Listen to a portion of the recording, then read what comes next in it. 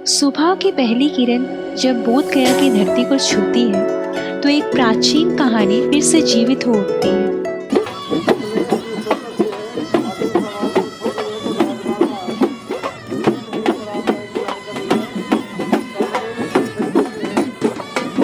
दुनिया में तो बहुत से मंदिर हैं, लेकिन कुछ जगह ऐसी होती है जो सिर्फ स्थान नहीं इतिहास बन जाती है। कल्पना कीजिए 2500 साल पहले की एक रात, गहन तपस्या, गहरी शांति और एक वृक्ष के नीचे बैठा एक मनुष्य। सुबह होने तक वो मनुष्य नहीं रहा, वो बुद्धा बन चुका था। यही है महाबोधि मंदिर, जहाँ एक राजकुमार ने अपनी पहचान छोड़ के सत्य की खोज शुरू की थी।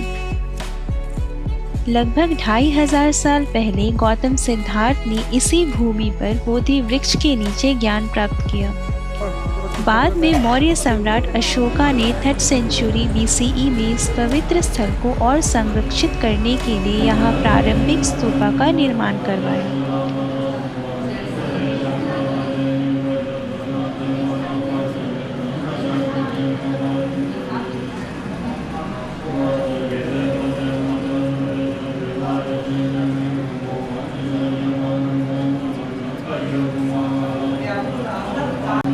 आज का जो भव्य मंदिर हम देखते हैं वो गुप्ता काल में विकसित हुआ और समय के साथ साथ पुनर्निर्माण होता रहा।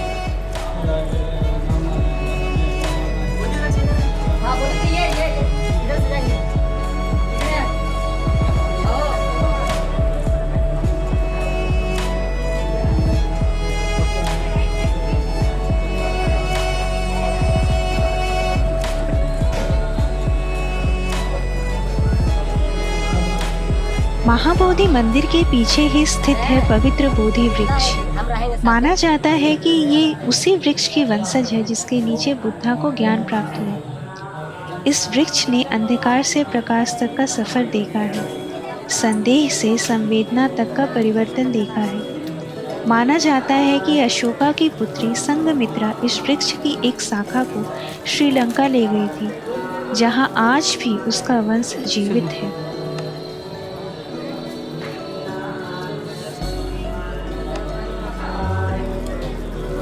बोधि वृक्ष के नीचे ज्ञान प्राप्त करने के बाद बुद्धा तुरंत इस भूमि से प्रस्थान नहीं हुए।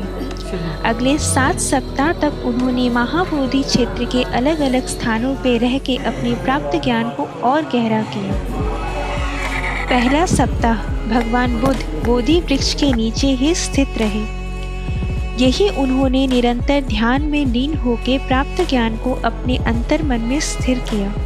ये सप्ताह शांति, एकाग्रता और आंतरिक स्थिरता का प्रतीक माना जाता है। दूसरा सप्ताह अनिमेष लोचन स्थान पर कहा जाता है कि भगवान बुद्ध ने बिना पलक झपकाए 7 दिनों तक बोधि वृक्ष की ओर देखते रहे।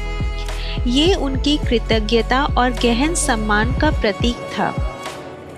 तीसरा सप्ताह रत्न चक्रामा अर्थात रत्नों का पथ। इस स्थान पर भगवान बुद्ध ने आगे पीछे विहार करते हुए गहन मनन और चिंतन किया। मान्यता है कि उनके पवित्र चरणों के चिन्ह आज भी यहाँ स्मृति के रूप में दर्शनीय है। चौथा सप्ताह भगवान बुद्ध रत्नघरा में अत्यंत गहरी ध्यान अवस्था में स्थिर रहे। कहा जाता है कि उनके भीतर जागृत ज्ञान की तेजस्वी आभा 7 रंगों के प्रकाश के रूप में प्रकट हुई, जो आज भी ज्ञान और करुणा के दिव्य प्रतीक के रूप में स्मरण की जाती है। 5वें सप्ताह में भगवान बुद्ध आजपाल निग्रोध वृक्ष की छाया में विराजमान रहे। यही उन्होंने ये संदेश दिया कि मनुष्य की श्रेष्ठता जन्म से नहीं बल्कि उनके कर्मों से निर्धारित होती है। ये सप्ताह सामाजिक समानता और जागरूकता का प्रतीक बन गया।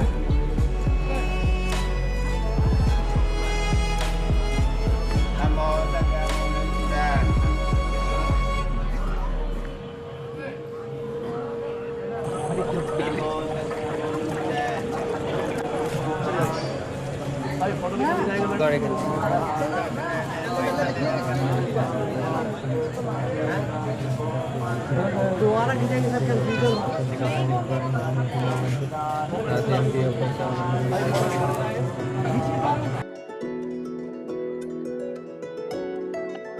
छठे सप्ताह में भगवान बुद्ध मूचालिंद सरोवर के निकट ध्यान मग्न थे।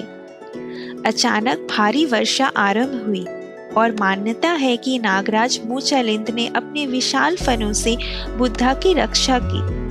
ये घटना दर्शाती है कि जब चेतना शुद्ध होती है तो स्वयं प्रकृति भी उसकी रक्षा में तत्पर हो जाती है। ွာလိုက်တဲ့အတွက်ကြောင့်မြတ်စွာဘုရားကတော့သူရိဋ္ဌာန်နဲ့သူဒါတရားထိုင်နေတဲ့အတွက်ကြောင့်ပြင်းပြင်းကိုပြုံးပါထိုင်နေအဲကြတော့ဒီမွတ်စလင်နာအိုင်ထဲမှာရှိတဲ့မွတ်စလင်နာငကားမင်းအဲ့ဒါကိုသိမွတ်စလင်နာငကားမင်းဆိုတာတကယ်တမ်းကဟိုလည်းနတ်စစ်ပါပဲလေ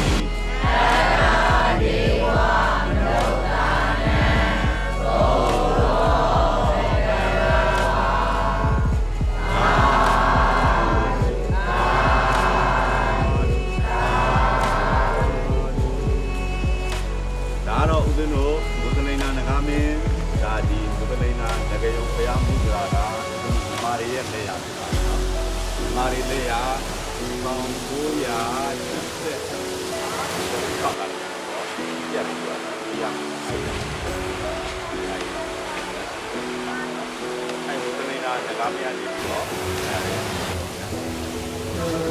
सातवें सप्ताह में भगवान बुद्ध राजा यतन वृक्ष के निकट स्थित रहे।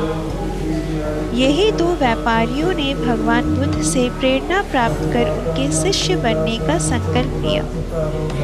इसी क्षण से धर्म के संदेश का विस्तार प्रारंभ हुआ, जो आगे चलकर संपूर्ण विश्व में फैल गया। महाबोधि मंदिर सुबह 5 बजे से रात 9 बजे तक ओपन रहता है और एंट्री बिल्कुल फ्री है। फोन्स और कोई भी इलेक्ट्रॉनिक गैजेट्स अलाउड नहीं है, इसलिए उन्हें गेट पर लॉकर में जमा करना होता है। फोटो वीडियो अलाउड है, लेकिन कैमरा के लिए चार्ज लगता है। स्टिल कैमरा के लिए लगभग 100 रुपये और वीडियो कैमरा के लिए लगभग 300 रुपये का चार्ज देना होता है।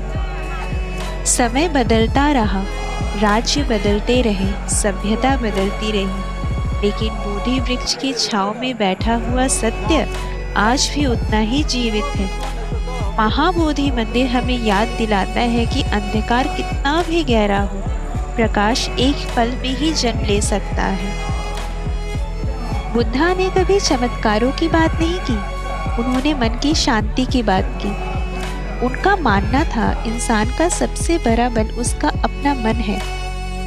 दुख भी वही जन्म लेता है और मुक्ति का मार्ग भी वहीं से निकलता है। इसीलिए महाबोधि मंदिर सिर्फ एक स्थान नहीं, बल्कि ये याद दिलाता है कि असली परिवर्तन बाहर नहीं, अंदर से शुरू होता है।